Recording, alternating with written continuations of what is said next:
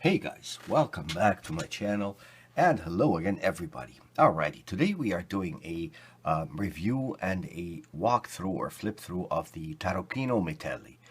Tarocchino Mitelli is a new edition, okay, a member of the Lo Scarabeo's Anima Antiqua editions, which are limited to 2,999 copies, and they are beautiful, beautiful historic decks. A lot of them are just beautiful. But anyway, this is a Tarocchino, so this is a 62 card deck, and we're gonna go through that and talk about also how maybe one may read with that kind of a deck. I'll give you guys maybe towards the end an example of what I have been thinking of. But first off, I thought I would spare us some time, so I figured I'd begin by layering the major arcanas here for us to take a look at. But let me begin the review by saying, beautiful box. So this series of decks, they are okay, in a way more collector items. They're a little bit more premium priced compared to the other Lo Scarabeo decks. They have amazing deck quality. So something I will say about these, beautiful stock quality, even though they are different sizes at times. You guys may look at the Tarocco Sopraffino, the review I did there, and also the one about the Montieri. I still haven't had the chance to do the Egyptians, which is also part of the Anima Antiqua series. But here we are with Metelli, okay? Giuseppe Maria Metelli, alrighty, in Bologna in 1660. That's how old those paintings are. Beautiful art. And let's, you know what, say perfect box. This is actually one of the ones that are or that were made in Italy. So Torino 2017, alrighty. And I said to you guys that this is a limited edition. So lucky Marwan, I ended up, I think I've picked up the last one on Amazon, and I ended up with number 42. So that was pretty exciting. I actually opened that with my wife and with the kids, and it was really a nice experience. And we all placed bets as to what number range this deck may be in. But amazing, eh? Off of Amazon, number 42.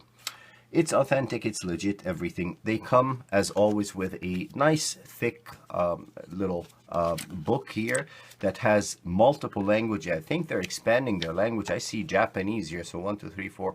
Okay, seven languages now, which is great. Spread the knowledge, share the beauty, inform people, and it's all beautiful art. So let me, if I can, read to you guys a little bit about the painter here, Giuseppe Maria Metelli, Bologna 1964 to he died in 1718. Okay, son of the renowned painter Agostino Metelli, who was also a painter, but was above all an engraver and printer.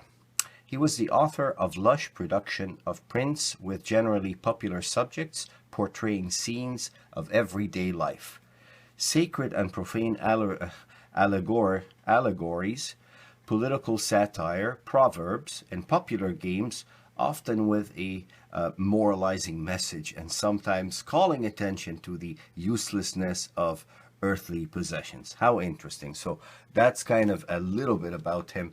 Okay, the book will go into further history, okay, and we'll describe a little bit more about the Tarocchino and what is missing. But I think we can go through that together by showing you guys the cards and just going over some of the beauty here. So a few observations, guys, and I may make reference to the Montieri every now and then. Okay, so I'll bring the deck up here. The Tarocchino Montieri is in a way similar, okay, in that this deck also has 62 cards. And I want to, you know what, ask and open a discussion that I hope a lot of you would join me in about how to read Tarocchino, okay? I know there was a game. There are a few videos that show how to play the game and how to turn even a typical tarot deck into a Tarocchino deck, right? By pulling 4 cards.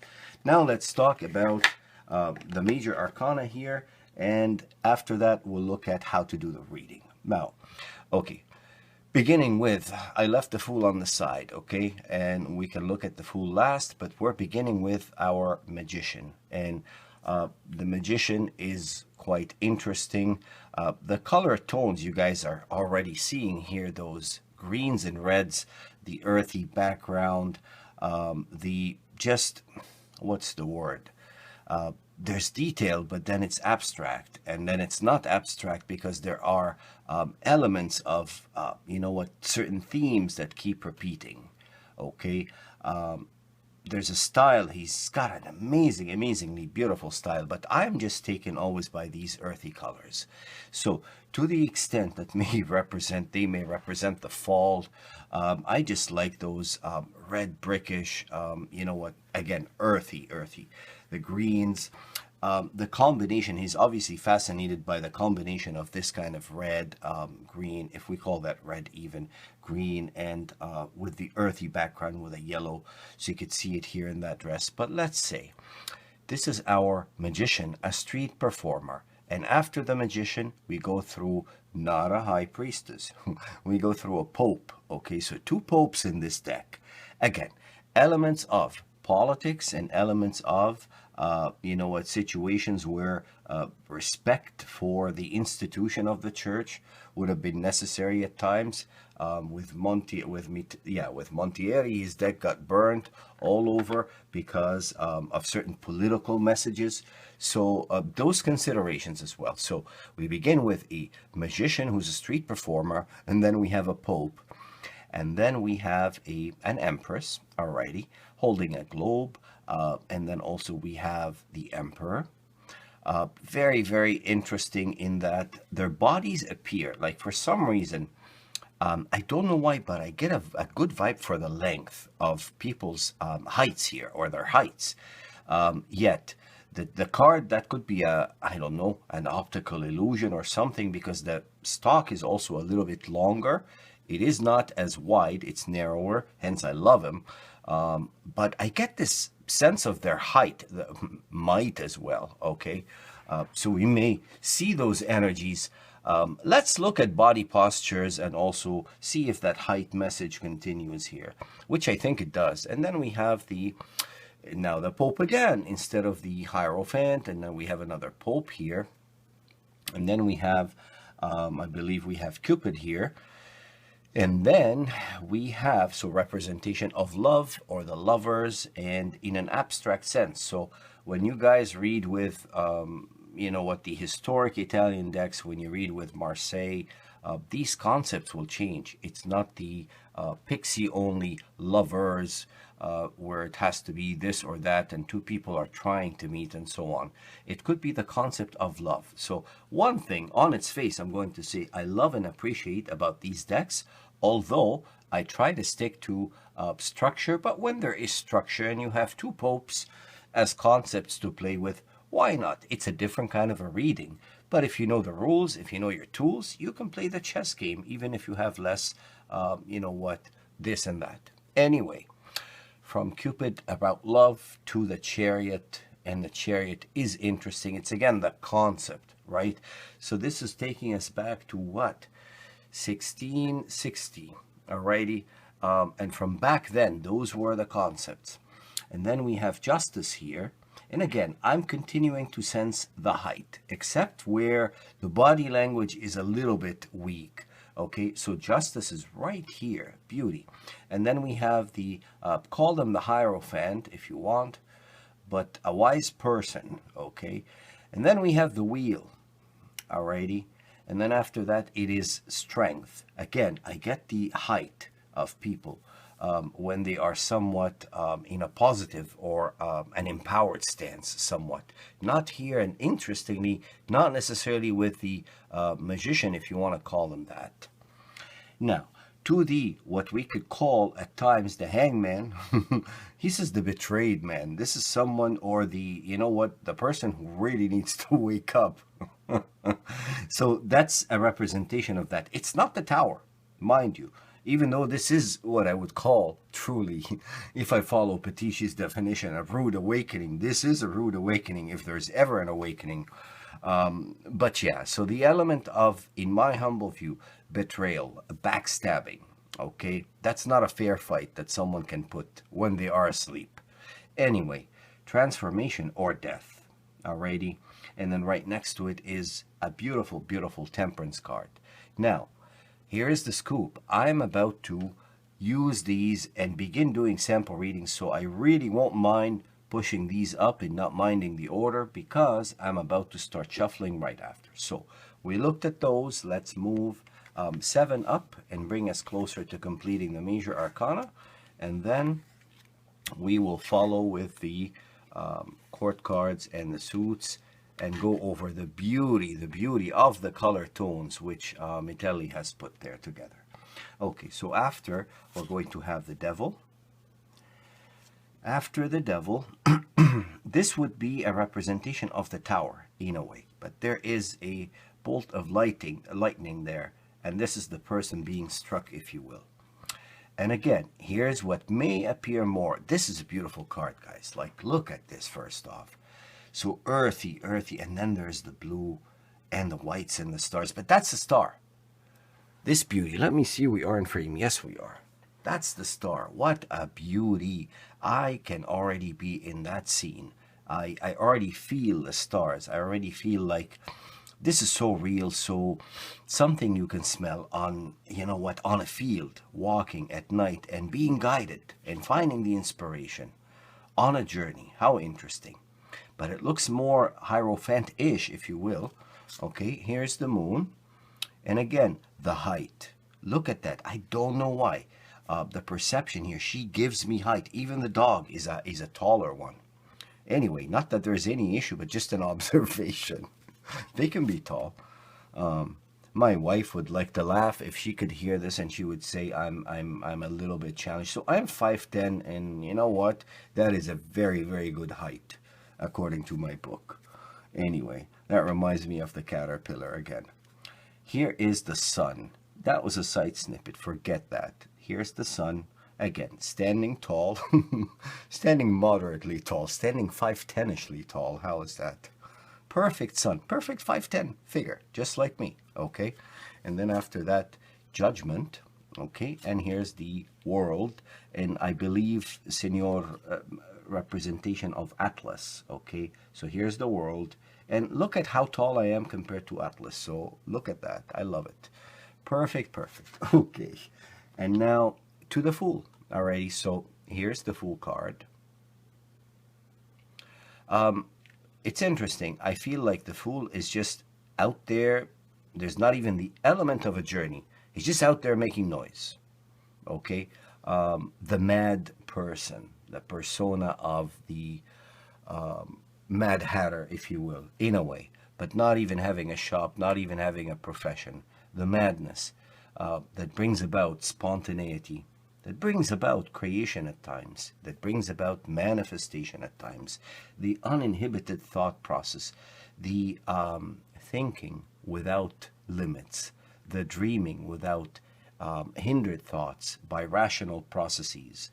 The Fool, yes, a lot of people laugh. A lot of people will say, no object, no objective, no prospects, but there's always that element of hope. Okay. Alrighty, Mr. Fool. Okay, so let's look at the suits. Now, that's just a beautiful, inspirational deck. I could say that to you, and I can say, my hands, I can't wait until we are in pure 100% shuffling mode, and what we're going to do with those decks, with those cards, you know. So that's the way I would shuffle. They bring you a little note inside here, and it talks about how the backs are beautiful as well, if you have not seen. I don't think you've seen because I haven't shown you. But anyway, I'm starting to spread now some of the the pip numbers and the pip decks and the cards, pardon me, and the court cards. So here's the first observation, guys. As we do that, Tarocchino, meaning we're missing 4 cards in each suit, okay? So they're going to be the numbers. In this particular deck, they're going to be the numbers 2 through 5. So we begin with 1, okay? And that's interesting now that you have your keywords. Because how do you use a deck like that? If you play on suggested emotions by a deck like Rider-Waite-Smith, for example, no harm intended really, but just a good description, or all of its clones, and now you cannot really undo what has to happen. I'm used to a certain flow. No, that gets you focusing on keywords. As I learned, and as I learned specifically from Vincent Petici, who I owe a lot of credit, keywords are amazing. You can plot them where you need to based on a strategy. So this is going to be a forward-moving deck, okay? I'm going to try and make the same demonstration maybe right now with the Montieri. But let's see. So after the 7, there comes the 8 of Cups. And here comes the 9. And here comes the 10 of Cups. Beautiful, beautiful 10 of Cups. Now, check out this beauty. So there's our page. Okay, and here's our Knight of Cups, and here's our Queen, and notice the color theme again with the green, red, and yellow. And oh my God, he just takes the color of something here, and it's all over, and then there's hues in the background. What a beautiful deck. And here's our King of Cups. So every review that I saw on this deck, everybody focused that we have the back of the horse. For some reason, I don't know why, including my wife too. She said that, why do they have the, well, why not? That's the scene. He's moving in some direction. Now, we're not saying that means forward or backward. He's moving in a direction, okay? And yes, we get to see a horse. So, yes, alrighty. Now, let's look now at the coins, the beautiful, beautiful coins. So here's our ace. Oh my God. And here's our 6, right into the 6. So we go from idea, we think of decision, choices, creativity with the 3, stability of the idea or the thought or the situation with the 4, managing a bit of change, and we jump from idea immediately to overcoming of obstacles, immediately to overcoming of obstacles, then to confidence, knowing that our approach, the way we do things, works. And then to advancement, okay? That's when we get that confidence, that's when we own the room, that's when everybody's paying attention, they're engaged, and they love what you're doing, okay? And then comes the attainment with the number 9, when you know you are near, and you have perfected a particular earthy plan, and so on and so forth. And the completion, and a new cycle after that completion with the 10 of coins. So amazing how you flow from having to be creative, and now you have to skip these steps and use these forward moving energies, if you will. Here is our page of coins, and look at this, a bag of coins. I love it, I love it. Their height, okay? They all look like 5'9" according to me. And here's the Knight of Coins, and here's the Queen of Coins, and again that beautiful clothes, like those outfits, those dresses, those gowns. And here's the King, and the King is really like this person, just, yeah, they are like full of riches, and it's not just coins, it's knowledge, it's wisdom, and so is she. But you can tell possession. I get the impression of material things. And of course, if I was, you know what, if I had done better, I would give you more of the history and what may be in those coins. However, something you can see, obviously some symbols, likely some symbols of meaning, but also some postures of painting and artistic activity here. That could relate to Metelli himself. Some, you know what, a little bit of fencing here, some energy situation. So this is going to be something really I'm noticing with you guys pretty much for the first time. The amount of faces here, the amount of impressions, whether it's animalistic or human. Oh my God, there's a lot to give you clues and cues. There's a lot that can make you focus on the number with more than one perspective. From this perspective of the young lady, from this perspective of the merchant, from that perspective of who seems to be like a sad person or a lonely person, from that perspective, if we want to. But these are not scenic, so there's nothing suggested here. But if you want to look for something to work with a deck like that, this artist has provided quite a bit, in my view. Okay, now we go to the wands, and here's our ace, and look at that, and then here's the 6. What a beauty. Oh my God.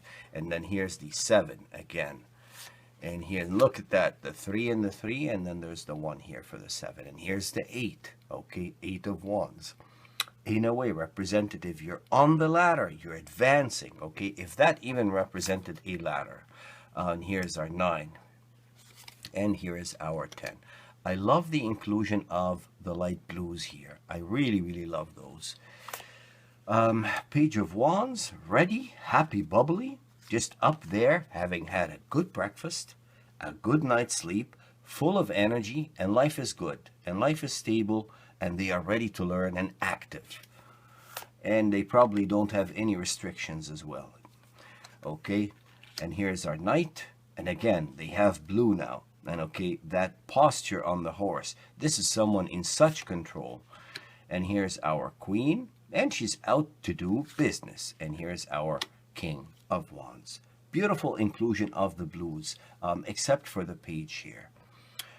I don't know what to say, but I wish, and I think my wife can hear me sometimes, a lot of times when I'm recording these videos. She's kind enough, and she sits close by, and she could hear. But man, I wish if I can make these a larger size, make them like around all the walls. This deck is a beauty. Oh man, to the swords. Okay, to the swords. The ace, and then the 6. And look at the beauty in the 6 here. Like different looks to the swords, and also, let's see, that's what I mean by different looks to the swords, different types of swords in the 7 compared to the 6, compared to the ace. This is truly sharp and beautiful. And yeah, yellows again. And here's the 8. And I like how there's, you know what, more than one geometric shape here. It is not redundant. So there's a square, you can look at a diamond shape, you can look at some other, you know what, maybe shapes included here, but nothing is like made by machine. You can always tell there's a human touch there. And here's our 9, and here's our 10. Beautiful green here in the middle. Wow, with those, I don't know what we call them again, red brick, blood-ish red, no, not really, burgundy-ish, maybe a little bit of that, but earthy. Okay, and to the Page of Swords, and the Knight of Swords, and the Queen, and the King, last but not least. Okay, so obviously observation, most important people go to, obviously, is the size of the sword for the Page of Swords. It's as if it's the concept that they are teaching that page, not necessarily to use the sword. As you compare it now to the Knight, this is someone who's already practicing, who's already out there showing off a skill. And when you look at the Queen, well, it's not necessarily an aggressive posture. It's not a questioning posture. It's an energy, in a way. It's a current energy. It's an implied fact that this is a person you can, first of all, who has beautiful colors, okay? And yeah, you can't fool them. When they're on a mission, they're sharp about it. They're going to achieve it. And again, I get the same, excuse me, showing off of this energy, of this sharpness energy, being upbeat as well with the King of Swords. Amazing, amazing, amazing. So we looked at the majors, and that's pretty much our flip through, guys. So let's chat for a few seconds now, okay, about how would you read with a 62 card deck. Okay, so I typically would follow my career and money reading structure, where I use what can be called a Celtic cross, but I have it modified as to into a step pyramid. Okay, to a step pyramid, and I basically use 10 cards, and 10 cards in 10 positions. With every typical regular deck, you have the odds of the 78 cards, right? So obviously this deck is not shuffled yet. It's not going to be ready. And even if we used it to do a demo, it wouldn't be ready at all. But that's how I would shuffle a deck like that. So really, I don't do the riffle shuffle. First of all, I'm not good at it. I always yeah, I always like doing this. Anyway, that's what I would suggest for those types of decks with that kind of stock. So, okay, let's see. So, 62 already, 62 cards. So, per that deck. And now we're looking, by way of a comparison, maybe you guys are good to watch. We're looking at another Tarocchino, okay? Mitelli now is different in that it will actually have the cards 1 through 6. We are going to be missing 7, 8, 9, and 10. Okay, so the elements of confidence, advancement, attainment, and completion. We go straight to the majors. In this one here, you have, what's the word? You have a very, very different concept on the majors. So instead of the again, the Emperor and the Empress, they changed that into a form of a Moors, okay, type card. And I believe also about the High Priestess and the Hierophant or the Pope. But those are the cards, and 62 from that side here, this is on the, shall we say, earlier part of the journey. On this side, okay, with Metelli, we are on the latter part of the journey. So it's interesting. On one deck, you have all the way up to, what's the word? The number 6. At the other deck, you're going to be 1, and then you skip and you go 6, 7, 8, 9, 10.